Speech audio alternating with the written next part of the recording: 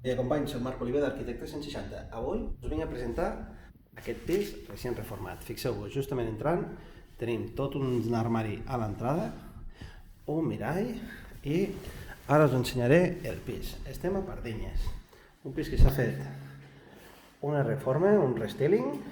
Tenim 3 habitacions grans, parquet, calefacció individual a gas, tenim terrasseta, segona habitació, fixeu-vos. Està bastant correcte. Tenim la cuina, mireu la cuina, bastant grandeta, mobles fins a dalt, per la nevera i accés a la terrassa. Amb safareig, terrasseta a la part de baix i cap a aquest costat d'aquí.